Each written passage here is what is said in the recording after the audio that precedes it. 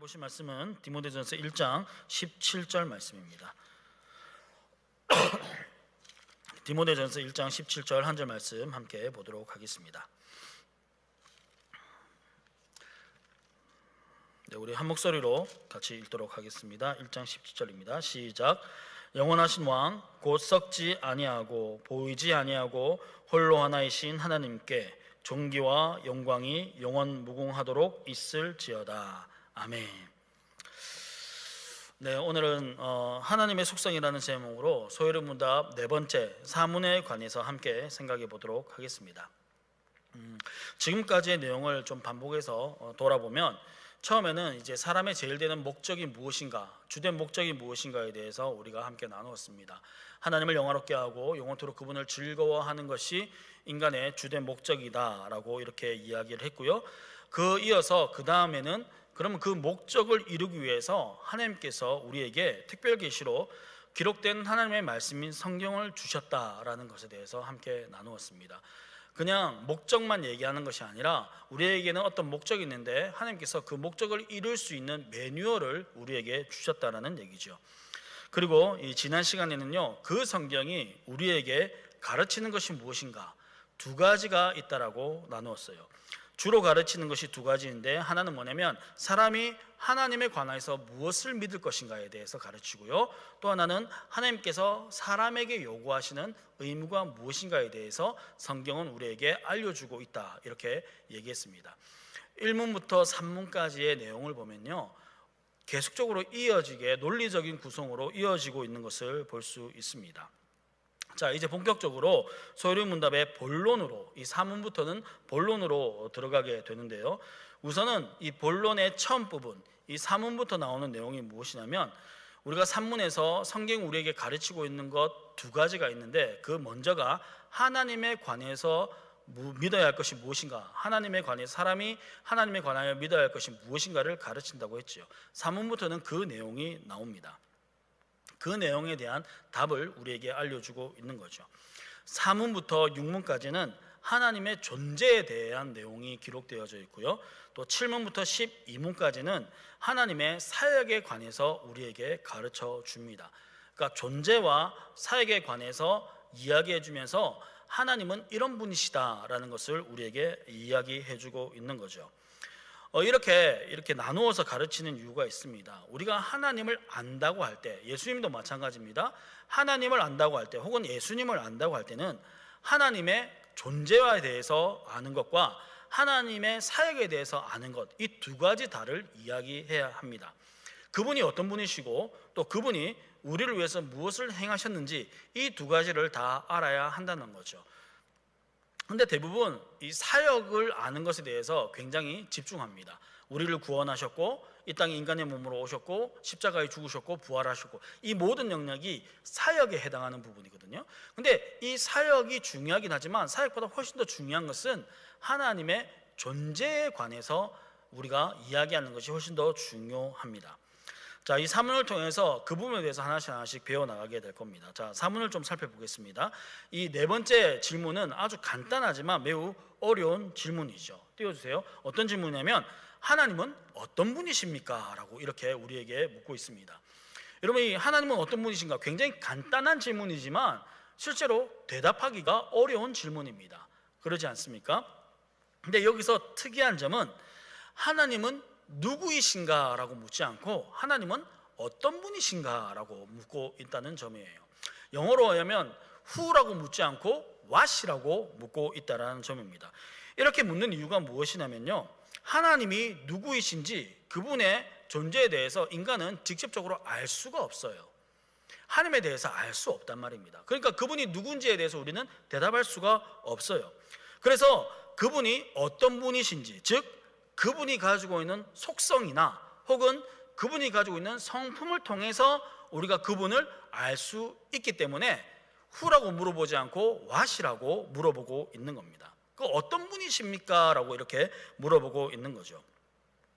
여러분, 누군가가 이렇게 얘기한다면 나는 하나님을 다 알아요 라고 말하는 사람이 있다면 그 사람은요, 정말 하나님을 하나도 모르는 사람이거나 아니면 굉장히 교만한 사람일 겁니다. 우리가 알아야 될 매우 중요한 사실은 인간은 하나님을 절대로 제대로 알 수 없다라는 거죠. 우리는 하나님에 대한 이야기를, 하나님에 대한 내용을 성경을 통해서만 제한적이고 그리고 부분적으로만 알 수 있습니다. 여러분 생각해 보세요. 우리가 사람에 대해서도 잘 모르는데 하나님에 대해서 잘 안다고 말하는 것은요, 어불성설입니다. 그렇지 않습니까? 옆에 있는 사람에 대해서도, 오래 지낸 사람에 대해서도 완전히 그 사람에 대해서 알지 못해요. 그 사람의 마음이 어떤 마음인지, 어떤 생각을 하고 있는지 알지 못하는데, 하물며 하나님에 대해서 우리가 다 안다? 혹은 많이 안다? 이렇게 말하는 건요, 굉장히 어리석은 태도라는 것을 생각해 볼 수가 있습니다. 우리는 하나님의 존재에 대해서 온전히 알 수 없지만 하나님의 속성을 통해서 하나님에 대해서 조금이나마 알 수 있게 되는 거죠. 자, 우리가 어떤 사람에 대해서 알아가는 과정을 한번 생각해 봅시다.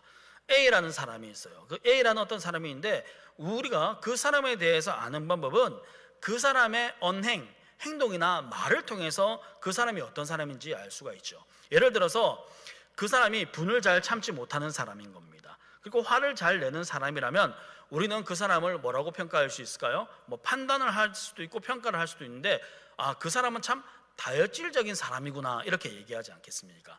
분도 참지 못하고 화를 잘 내는 사람이라면 참 다혈질적이네 라고 말을 하기도 하죠. 그러니까 그 사람의 행동을 통해서, 그 사람의 말을 통해서 그 사람의 성품을 파악하게 되는 겁니다. 하나님에 대해서도 마찬가지예요. 하나님이 어떤 일을 행하셨다면 우리는 하나님의 행하신 그 일을 보고, 즉 사역을 보고 하나님의 속성, 하나님의 성품을 어느 정도 알 수 있는 겁니다. 여러분, 이게 무슨 말인지 이해되시지요? 그러니까 이 방법으로 어떤 하나님의 구체적인 하나하나의 어떤 행하심을 보고, 하나님은 이 일을 행하셨으니까 하나님은 이런 분이시야 라고 것을 우리가 알 수 있다는 겁니다. 이런 방법을 기납적 방법이라고 얘기해요. 구체적인 사례를 통해서 일반적인 원리를 찾아내는 방법을 기납적이라고 이야기하거든요. 우리가 하나님을 그렇게 알 수 있어요. 하나님께서 병든 자를 고치시고 하나님께서 죽은 자를 일으키시고, 이런 구체적인 사례들이 있지 않습니까? 병든 자를 고치시고 귀신을 쫓아내시고 죽은 자를 일으키시고 뭐 기적을 일으키시며, 이런 구체적인 사례를 통해서 하나님은 전능하신 분이구나 라고 이렇게 나올 수 있는 겁니다. 이런 게 기납적 방식이에요. 자, 그런데 반대의 경우도 있습니다.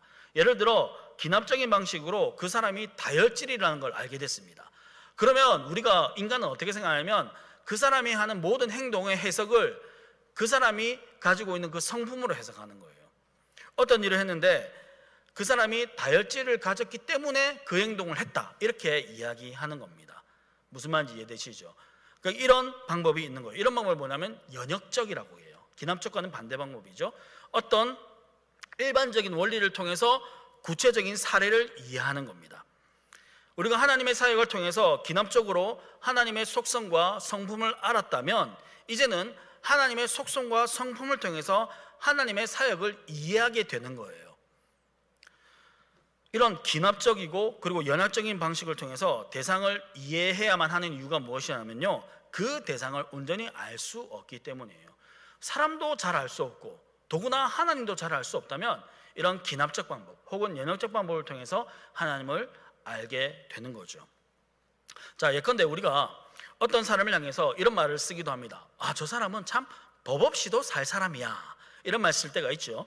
법 없이도 살 사람이라고 말하는 것은 그 사람이 평소에 어떤 행동과 어떤 말을 하는지, 그 사람의 평소의 삶을 통해서 내려지는 평가지요.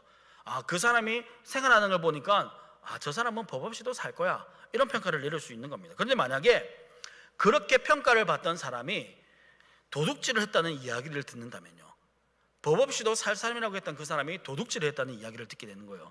그러면 사람들은요, 두 가지 반응을 보일 겁니다. 한 가지는 뭐냐면, 어떤 사람은 그 사람이 그런 짓을 하다니 진짜 사람은 모르는 거야, 이렇게 말하는 사람이 있겠지요. 또 어떤 사람은 이렇게 얘기할 겁니다. 그 사람이 도둑질을 했다고? 아닐 거야, 분명히 다른 이유가 있을 거야, 이렇게 생각하는 두 가지 부류로 나눠지게 될 겁니다. 사람에 대해서는 이런 상반된 반응이 나올 수 있지요. 그죠? 모르는 거야, 그 사람 속은 진짜 모르는 거야 라고 말할 수도 있고, 혹은 아니야, 다른 이유가 있을 거야, 불가피한 이유가 있을 거야 라고 하는 이런 다른 반응이 나올 수 있지만 하나님에 대해서는 그렇지 않습니다. 예를 들어 이런 겁니다. 우리가 성경을 보면 하나님께서 전쟁을 통해서 가나안에 있는 사람들을 진멸하라 라는 명령을 내리십니다. 그 진멸하는 명령을 내리시는 그 하나님을 보면서 우리가 하나님의 진짜 속마음은 모를 일이야 라고 말하지 않아요. 우리가 하나님은 사랑의 하나님이라고 얘기하지만 다 죽이라고 얘기한다고? 하나님이 그럴 줄 몰랐네 이렇게 얘기하지 않는단 말입니다. 그런 성경의 기록을 보면서 우리는 하나님은 사랑의 하나님이신데 왜 저렇게 사람들을 진멸하라고 하시는 걸까라는 의문을 가지게 되는 거죠. 그리고 하나님의 성품 중에 하나님이 가지고 계신 성품 중에 공의에 대해서 생각하게 되는 겁니다. 이게 무슨 말이에요? 여러분, 우리가 하나님을 생각할 때 하나님의 속성이나 성품에 맞지 않는 것 같은 일들이 일어날 때가 있어요. 하나님이 그런 일을 행하신다고? 하나님이 그렇게 하신다고? 이런 의문이 생길 때가 있죠. 우리가 신앙생활 하다 보면 그럴 때마다 우리가 하나님은 참 변덕쟁이야 라고 말하는 것이 아니라 무엇을 생각합니까? 하나님이 그렇게 하신 이유가 있을 거야 라고 생각하는 게 신앙인의 생각인 거예요. 신앙인의 모습인 거죠. 여러분, 성경은 진리이고 성경이 우리에게 알려주는 하나님의 성품에 틀렸거나 잘못될 수는 없기 때문입니다. 그러니까 내가 알지 못하는 또 다른 뭔가 다른 이유가 있을 거야 라고 생각하는 게 정상적인 신앙인의 반응이에요. 여러분, 제가 이렇게 이 부분을 좀 길게 말씀드리는 이유가 있습니다. 많은 사람들이, 꽤 많은 성도들이 하나님에 대해서 오해를 많이 하세요. 하나님에 대해서 오해를 많이 함으로 건강한 신앙생활을 하지 못하는 경우가 많기 때문입니다. 여러분, 처음 우리가 신앙생활을 시작할 때는요, 기납적인 방법으로 할 수밖에 없어요. 왜냐하면 성경도 잘 모르고 하나님에 대해서 잘 모르기 때문에 우리가 개인적으로 경험하는 아주 그 일반 구체적인 일들을 통해서 하나님을 알아갈 수밖에 없습니다. 그런데 신앙생활을 계속해 나가면서 이런 개인적인 경험을 통해 아는 하나님에만 머물러 있다면 성숙한 신앙을 이루기가 어려워요. 그저 내가 아는, 또 나의 한계 안에서만 계시는 하나님에 대해서 알게 되기 때문이죠. 그래서 여러분, 믿음이 생기고 믿음이 자라나면 반드시 성경을 통해서 성경이 계시하고 계시는 하나님, 즉 하나님의 속성과 성품에 대해서 배우고 알 필요가 있는 겁니다. 그래야지만 우리가 우리 주변에서 일어나는 일들을 해석해낼 수가 있어요. 그리고 내가 경험한 하나님에 대해서 또 하나님의 속성과 성품으로 내가 경험한 하나님에 대해서 이해할 수 있어야 하는 겁니다. 그래야 하나님에 대해서 아는 것에서 하나님의 속성과 성품을, 하나님에 대해서 아는 것 중에 하나님의 속성과 성품을 아는 것은 굉장히 중요한 문제예요. 그 속성과 성품을 통해서 하나님께서 우리에게 행하시는 일들을 이해할 수 있고 또 하나님에 대한 우리의 오해들을 불식시킬 수 있기 때문입니다. 그래서 제가 좀 이렇게 길게 말씀드리는 겁니다. 하나님을 우리가 온전히 이해할 수 없지만 이해할 수 있는 방법들이 있는데 그 방법들이 기납적이고 연합적이고 간에 어쨌든 성경에서 우리에게 알려주시는 하나님의 속성과 성품을 이해할 때 하나님에 대한 오해를 하지 않을 수 있다는 거예요. 자, 우리가 오늘 읽은 본문 디모데전서 1장 17절 상반절 말씀에 오늘 보면 하나님의 속성에 관해서 우리에게 알려줍니다. 한번 읽어보겠습니다. 같이 시작. 영원하신 왕 곧 섞지 아니하시고 보이지 아니하고 홀로 하나이신 하나님께. 아멘. 여기서 우리가 주목해야 될 부분은요, 영원하신 왕 곧 섞지 아니하시고 보이지 아니하고 라는 이 부분입니다. 이 부분을 소유리문답 사문의 답에서는요 이렇게 이야기합니다. 띄워주세요. 네, 하나님은 어떤 분이십니까? 이렇게 물었을 때 답이 뭐냐면 제가 중략을 했습니다. 중략된 부분은 다음 주에 같이 배울 건데요, 하나님은 무한하시며 영원하시며 불변하신 영이십니다 라고 우리에게 가르칩니다. 자, 이렇게 얘기하는 거예요. 하나님이 어떤 분이십니까? 라는 질문을 했을 때 가장 먼저 대답하는 게 뭐냐면 하나님은 무한하시고 영원하시고 불변하시는 영이십니다 라고 이렇게 이야기하는 것이 올바른 신앙이다, 전통적 신앙의 고백이다 라고 우리에게 소유리문답 사문은 가르쳐주고 있는 겁니다. 이 표현은요 두 부분으로 나눌 수 있어요. 어떤 부분이냐면 하나는 하나님은 영이시다라는 표현과 하나는 하나님은 무한하시고 영원하시고 불변하시다, 이렇게 나눌 수가 있습니다. 먼저 하나님은 영이시다는 이 말은요, 우리가 잘 알고 있는 요한복음 4장 24절 말씀을 보면, 그 상반절 말씀을 보면 뭐라고 얘기합니까? 하나님은 영이시니라고 이렇게 우리에게 말씀하고 있죠. 그런데 사실 우리는 하나님은 영이시다라는 이 말씀을 온전히 이해하기가 힘들어요. 이 요한복음 4장 24절 말씀이요, 우리가 잘 아는 말씀이지 않습니까? 하나님은 영이시니 예배하는 자가 영과 진리로 예배할지니라 라고 이렇게 말씀하고 있는 이 부분을 해석하는 부분이 오늘날도 되게 이견이 다양합니다. 이 말의 의미가 무엇인지, 영과 진리로 예배한다는 것이 무슨 의미인지, 여기서 말하는 영이 어떤 영인지, 사람의 영인지 하나님의 영인지 아니면 또 다른 어떤 중생된 변화된 영인지, 뭐 여러 가지 이견들이 있습니다. 그래서 이 부분을 사실 온전히 이해하는 건 쉽지 않아요. 그러나 하나님이 영적이시라는 이 말의 의미에 대해서 우리가 마치 실체가 없는 이 추상적인 것으로 이해해서는 안 됩니다. 이런 경우가 있어요. 사람들이 성령에 대해서 이해할 때 우리가 성령에 대한 이해도 참 어렵거든요. 인간은 이 부분에 대해서 하나님에 관해서 이해하기가 참 어려워요. 그런데 성령에 대해서 이해할 때 이것을 어떻게 표현하냐면 어떤 기운, 에너지, 힘, 뭐 이런 것들로 이해하시는 분들이 있는데 그것은 굉장히 잘못된 이해입니다. 그러니까 이런 것처럼 영에 대한 인간의 이해는 매우 제한적이에요. 그럼에도 불구하고 하나님이 영이시다라는 말의 의미를 생각해 보면, 먼저는 하나님께서 인간과 같이 물질적인 신체를 가진 분이 아니다라는 의미를 가지고 있는 표현입니다. 또한 어떤 의미를 가지고 있냐면, 하나님은 인간의 이해를 초월하시는 분이시다라는 의미를 가진 표현이 하나님은 영이시다라는 표현의 의미인 겁니다. 이렇게 말하니까 잘 모르겠죠. 이 말씀을 풀어서 말씀해주는 구절들이 있습니다. 좀 볼게요. 디모데전서 1장 17절 우리가 읽었던 상반절 말씀입니다. 함께 읽어보겠습니다. 시작. 영원하신 왕 곧 섞지 아니하시고 보이지 아니하시고 홀로 하나이신 하나님, 이렇게 되어 있지 않습니까? 섞지 아니하시고 보이지 않는 것, 이게 영의 특징이거든요. 그죠? 물질적인 것은요 눈에 보이잖아요. 그리고 그것은 썩을 수밖에 없습니다. 근데 영은 그렇지 않다는 거예요. 또 한 구절 더 보겠습니다. 디모데전서 6장 16절 상반절 말씀입니다. 같이 한번 읽어볼게요. 시작. 오직 그에게만 죽지 아니함이 있고 가까이 가지 못할 빛에 거하시고 어떤 사람도 보지 못하였고 또 볼 수 없는 이시니. 이게 하나님은 영이시다라는 그 의미를 가지고 있는 말씀인 겁니다.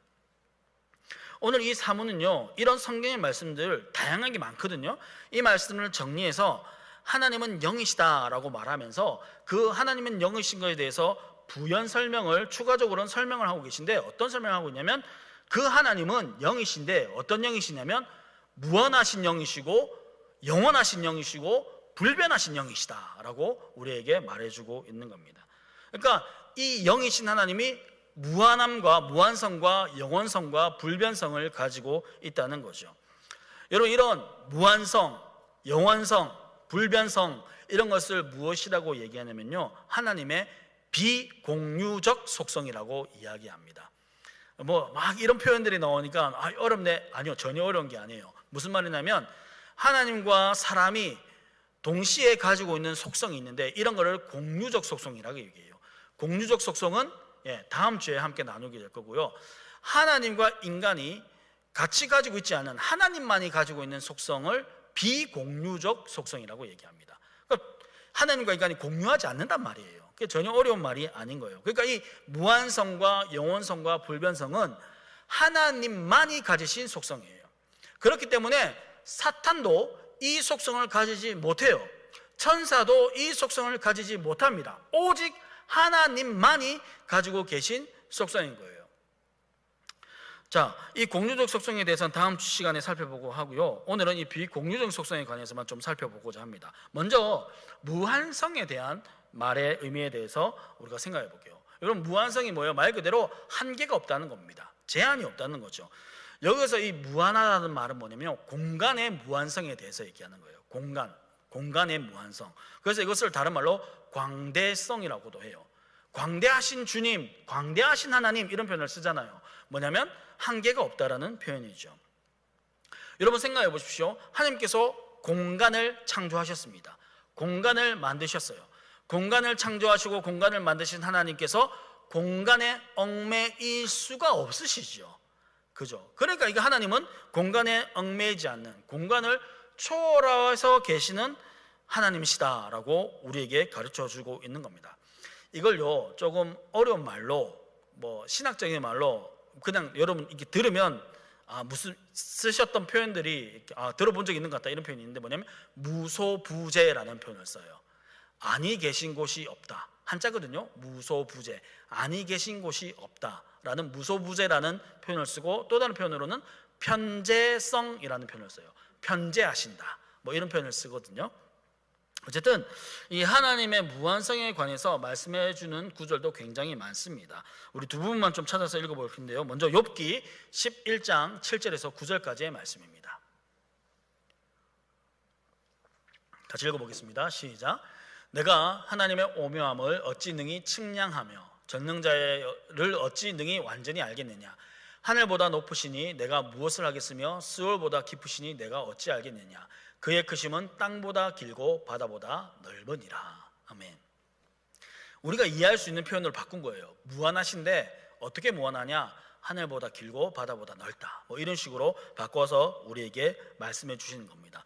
열왕기상 8장 27절 말씀입니다. 같이 읽어보죠. 시작. 하나님이 참으로 땅에 거하시리이까 하늘과 하늘들의 하늘이라도 주를 용납하지 못하겠거늘 하물며 내가 건축한 이 성전이오리이까. 아멘. 그죠? 성전 안에 하나님께서, 성전에 하나님을 가둘 수가 없잖아요. 하늘의 하늘들이라도 주님을 받아들일 수가 없단 말입니다. 그만큼 하나님은 무한하신 분이시라는 거죠. 하나님의 무한성, 즉 이 광대성을 통해서 우리는 하나님이 공간의 지배와 영향을 받지 않으시는 그 공간 자체를 만드신 분이라는 것을 알 수가 있는 겁니다. 자, 다음으로 우리가 살펴볼 게 영원성인데요.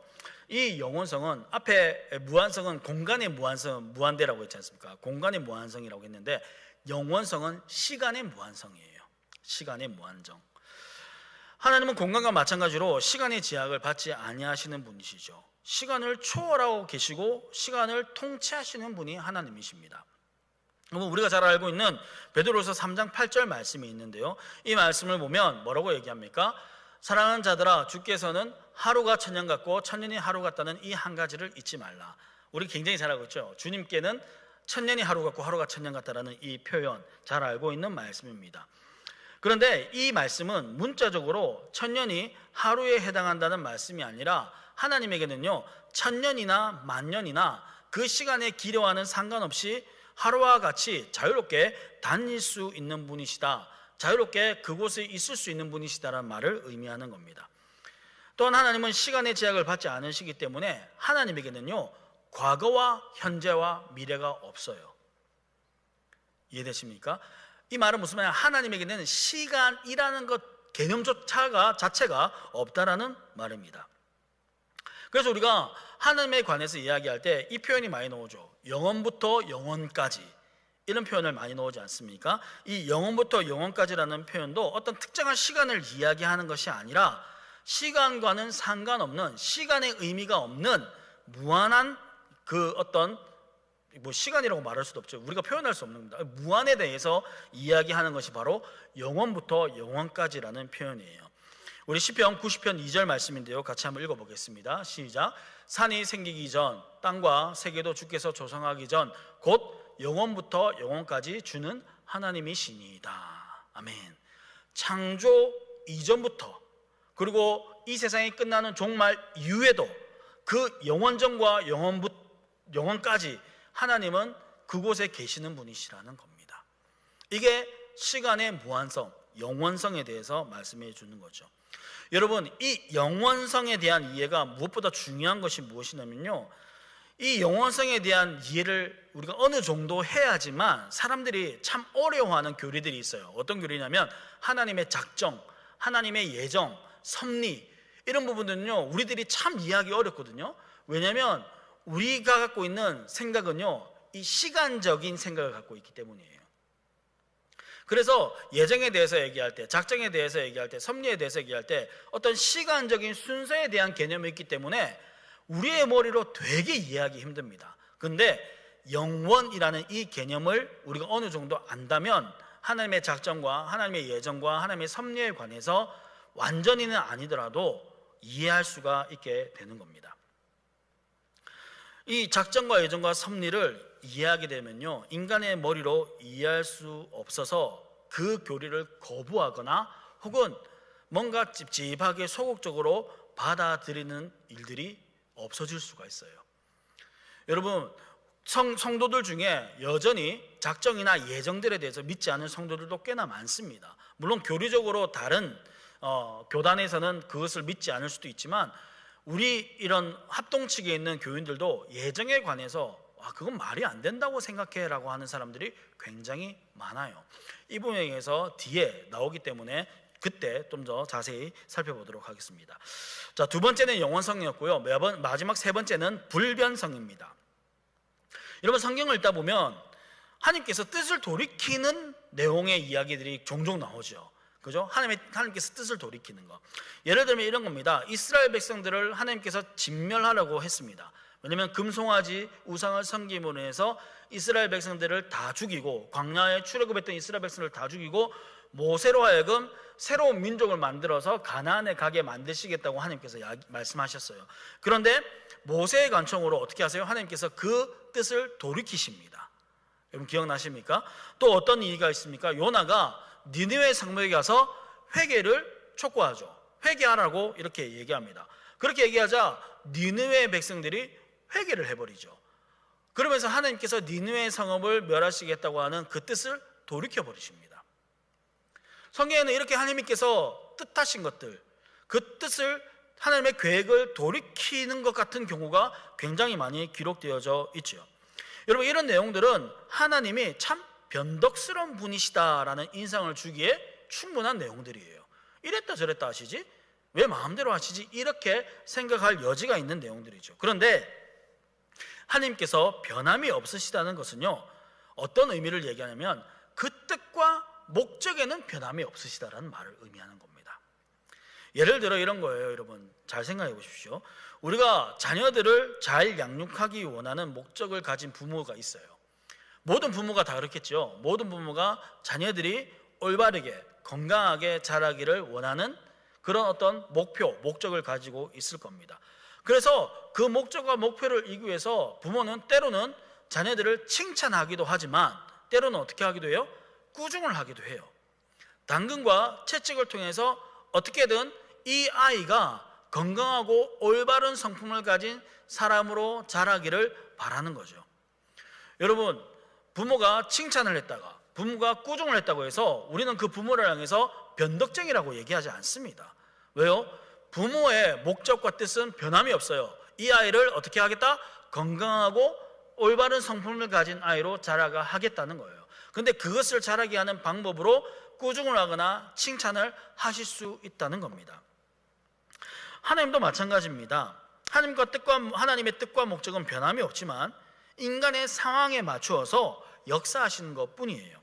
이스라엘 백성과 느헤 백성들을 심판하시고자 했던 하나님의 공의와 모세의 간청 혹은 니느웨 성읍의 백성들의 회개를 통해서 그들을 용서했었던 하나님의 사랑은 변함이 없는 겁니다. 심판도 공의라는 성품에서 용서도 사랑이라는 성품에서 나오는 거예요. 하나님께서 원하시는 것은요, 심판이 목적이 아닙니다. 하나님 원하시는 게 뭐예요? 어쨌든 이 잃어버린 영혼들이, 죽어가는 영혼들이 하나님께로 돌아와서 생명을 얻는 것이 목적이거든요. 그 목적을 이루는데 사용하는 방법이 심판이라는 방법을 사용할 수도 있는 겁니다. 혹은 반대로 복과 평안을 주면서 그 목적을 이루시고자 하는 겁니다. 그 목적과 계획은 변함이 없는 것이죠. 이게 하나님의 불변성인 겁니다. 하나님이 이랬다 저랬다 변덕쟁이야, 그런 의미가 아니란 말입니다. 하나님은 변함없이 동일하게 오늘도 사랑과 공의로 세상을 다스리고 있는 거예요. 그래서 하나님께서 이루시는 그 뜻과 계획은 여전히 변함이 없는 겁니다. 자, 말씀을 좀 정리하겠습니다. 성도 여러분, 하나님께서 행하시는 모든 일들은요, 하나님의 속성에서부터 비롯된 거예요. 이 의미를 잘 아셔야 됩니다. 하나님께서 행하시는 모든 일들, 즉 하나님의 사역은 어디에서 나온 거냐면 하나님의 속성에서 비롯된 거예요. 그렇기 때문에 우리가 하나님의 사역에 대해서 제대로 이해하기 위해서는 하나님의 속성을 아는 것이 너무나 중요합니다. 그래서 하나님에 대해서 우리가 올바로 알기 위해서 우리의 경험에 의존해서 이해하는 것이 아니라 어떻게 해요? 성경에서 말씀하고 계시는 하나님의 속성과 성품을 기준으로 이해해야 하는 겁니다. 오늘 사문에서 가르치고 있는 하나님은 무한하시며 영원하시고 불변하시는 영이시라는 이 속성을 가지고 하나님의 사역을 이해할 때 우리가 잘못된 방향으로 나가지 않을 수가 있는 거예요. 저는 우리의 신앙생활에서 무엇보다 중요한 것이 바로 이 점이라고 생각해요. 여러분, 하나님의 속성에 관해서, 하나님의 성품에 관해서 얼마나 많이 알고 계시고 또 얼마나 많이 묵상하십니까? 우리가 큐티집을 보면요, 큐티집에 공통적으로 나오는 질문이 있어요. 어떤 질문이 나오냐면 옆에 조그만 글씨로 이 말씀에서 하나님은 어떤 분이십니까? 이런 질문을 해요.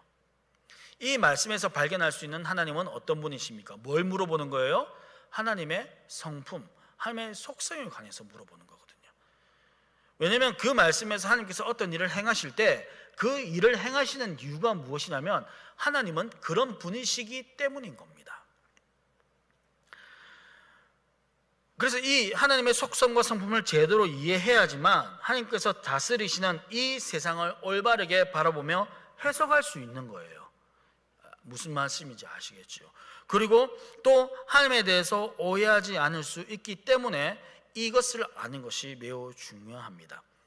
여러분, 신앙이 성장하지 않고 교회를 떠나는 사람들의 특징 중에 하나가 무엇이냐면 바로 하나님에 대한 오해예요. 오해. 저 사람한테는 저런 복을 주시고 은혜를 주시는데 왜 나한테는 주시지 않으시지? 저 사람의 기도는 응답하시는데 왜 내 기도에는 응답하지 않으시지? 이런 것들이 쌓이면서 하나님에 대해서 오해하기 시작하는 겁니다. 인간의 관점으로 나의 생각으로 하나님을 판단하고 평가하기 때문이죠. 성경에서 하나님께서 행하시는 모든 일들, 그리고 오늘날 우리의 삶에서 행하시는 모든 일들은 하나님이 어떤 분이신가 하는 그 속성과 성품을 통해 이해하고 해석하는 건강한 신앙관을 가질 필요가 있는 겁니다. 그래서 하나님이 어떤 분이신지를 알아감으로 그분을 더 많이 경험하고 그분을 올바르게 바라보고 그분을 온전하게 이해할 수 있는, 그로 말미암아 건강한 교제를 하나님과 누리는 저와 여러분 되기를 간절히 소망합니다. 우리가 어떤 사람과 교제를 나눌 때도요, 그 사람에 대한 오해를 가지고 나누면 그 교제가 똑바로 되지 않지 않습니까? 그죠? 오해의 안경을 끼고 보면요, 정말 그 사람의 좋은 점도 우리가 바라보지 못할 때가 있습니다. 하나님도 마찬가지입니다. 하나님에 대해서 잘못 이해하고 있다면, 혹은 하나님을 바라보는 시각이 잘못되었다면 우리가 하나님에 대한 오해를 가지고 하나님을 바라볼 수밖에 없어요. 자꾸 헛다리만 짚게 되는 거죠. 그래서 아무리 기도를 많이 하고 아무리 예배에 참석하고 그렇게 해도 우리가 잘못된 하나님을 바라보고 있기 때문에 우리의 삶 가운데 아무런 일도 일어나지 않게 되는 겁니다. 그래서 우리가 좀 더 하나님을 알아가는 데에 더 힘을 쓰시고, 그리고 하나님이 어떤 분이신가에 대해서 그 어떤 분이신가를 고민하는 훈련이 좀 필요합니다. 이런 일들이 일어났습니다. 이런 일들이 나타났습니다. 우리의 삶 가운데, 우리의 현상 가운데 이런 일들이 있어요. 그럼 그 상황 가운데 우리가 고민할 게 뭐냐면, 하나님은 이 상황 가운데 어떤 분이신가? 하나님은 어떤 분이시기에 지금 이 상황이 나에게 닥쳐왔는가? 이런 어떤 삶의 해석을 할 수 있게 되는 능력이 생기게 되는 겁니다. 하나님을 올바르게 알므로 하나님께서 우리에게 바라시는 온전한 하나님의 백성의 모습으로 살아가시는 저와 여러분 되시기를 주님의 이름으로 축복합니다. 기도하겠습니다.